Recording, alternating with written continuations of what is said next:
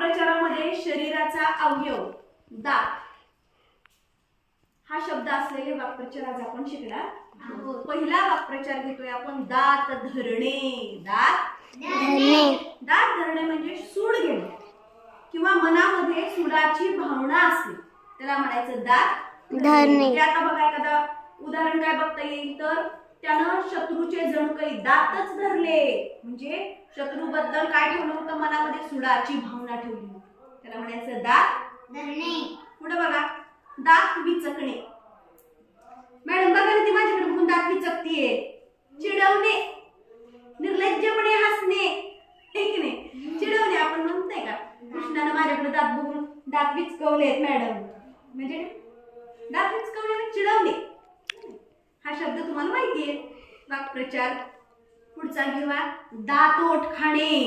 दातोट खाणे म्हणजे चिडणे भयंकर चिडाली मम्मीचं काम केलं नाही मम्मीने माझ्यावरती दातोट खाल्ली है की नाही म्हणजे खूप चिडली मम्मी तिचं काम असं वेंधळ काम बघून ना तिचे पप्पा तिच्यावरती दातोट खात होते नुसते म्हणजे काम व्यवस्थित नाही केल्यामुळे चिडणे। मुलांमध्ये भांडणं झाली असली तर आपण दातवर खाऊन त्याच्या अंगावर जातो बघा स्वतःच सांगितलं त्याला बरोबर।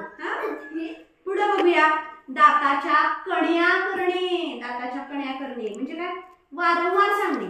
आई एखादं काम सांगत असते वारंवार सांगते पण तुम्ही काही करत नाही। अरे तेवढं ठेव रे उचलून तुझं दप्तर अरे ठेव रे तुझ्या वह्या उचलून सगळं सामान ठेव रे तुमचंच सगळं इकडे तिकडे पडलेलं असतं मग आई दात ओठ खाऊन सांगत असते पण तुम्ही काही ऐकत नाही। अरे ब्रश कर रे अगं ब्रश कर ग अगं आंघोळ कर ग दात ओठ खाऊन सांगितलं तरी ऐकायचं नाही। अरे वा ऐकायचं। दाताच्या कण्या करणे दात ओठ खाऊन सांगणे किंवा दाताच्या तरी सुद्धा आपण ऐकत नाही म्हणजे दाताच्या आईनं कण्या केलेल्या असतात अशा वेळी काय केलेल्या असतात कण्या केलेल्या असतात। पुढे बघा दात बसणे म्हणजे यश मिळणे त्याचे त्या कामामध्ये दात बसले बरं का हात बसणे कसं तसं दात बसणे म्हणजे कामामध्ये पारंगत होणे कामामध्ये पारंगत होणे काम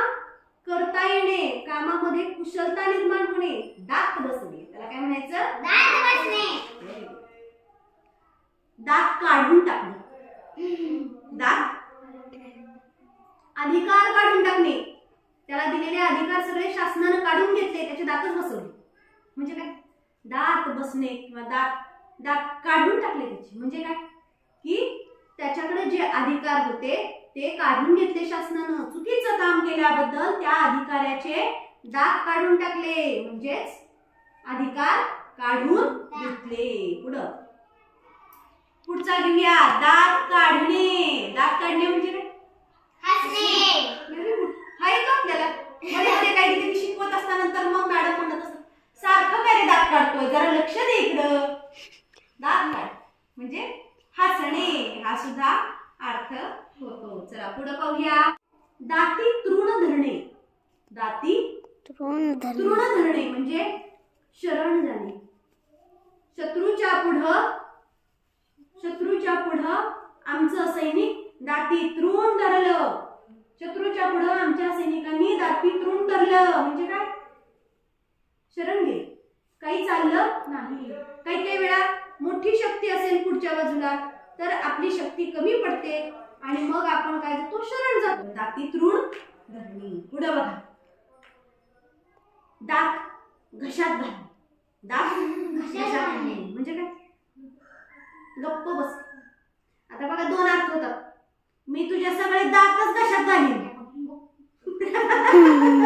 एका बुक्कीत दात घशात घालीन मारणे घालतो का खरं खरं अख्खेच्या अख्खेला ते वाक्प्रचार आहे की आपण दाता चिडलं की काय पण म्हणायचं दात घशात घालणे ह्याचे दुसरं अगं त्यावेळी काय दात तुझे दात काही घशात गेले होते का म्हणजे बोलली का नाहीस तू आपलं मत व्यक्त न करणे गप्प राहणे विचार न सांगणे भांडण झालेलं असतं ह्याची बाजू घेऊ का त्याची बाजू घेऊ मग अशा वेळी मग नंतर भांडण मिटल्यानंतर अगं त्यावेळी का बोलली नाहीस हे तुझे काय दात घशात गेले होते का बोलली नाहीस तू अशा पद्धतीने पुढं दाती घासून घेणे. दाती घासून घेतलं मॅडमनी तेव्हा वाक्प्रचार मुलांना येऊ लागले. खूप सराव केले. शिष्यवृत्तीची परीक्षा जवळ आल्यानंतर मॅडमनी प्रश्नपत्रिका दाती घासून घेतल्या. म्हणजे काय? खूप सराव घेतला, प्रचंड सराव घेतला, तेव्हा मुलांना आलं. हे वाक्प्रचार तशाच पद्धतीने चालू आहेत. इतके शिकवले, इतकी उदाहरणं दिली. आता काय होणार आहे? त्यामुळं येणार आपल्याला वाक्प्रचार कुठले पण येऊ दे. दाती घासून घेतलेत मॅडमनी. अशा पद्धतीनं हे दात या शब्दावरती आधारित वाक्प्रचार आपण पाहिलेले आहे.